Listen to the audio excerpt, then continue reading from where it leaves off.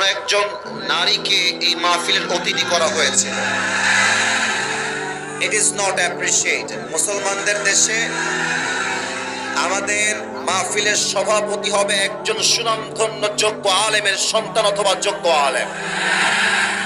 কোন নারীকে আমরা ডিসরেসপেক্ট করছি ব্যাপারটা এমন নয়, তবে আমাদের মাথায় রাখতে হবে এটা এমন একটা তাফসীর মাহফিল, যেই মাহফিলে নারীরা মঞ্চে উঠে গেলে তাফসীর মাহফিলের সৌন্দর্য নষ্ট হবে দিনাজপুরের ভার। এবং যেই নারী এসেছিলেন তাকেও আমি বলবো, আম্মা জান, আপনাকে এই স্টেজে মানায় না, আপনাকে পর্দার সহিত আপনার ঘরেই আপনাকে সবচেয়ে বেশি মানায় আম্মা জান।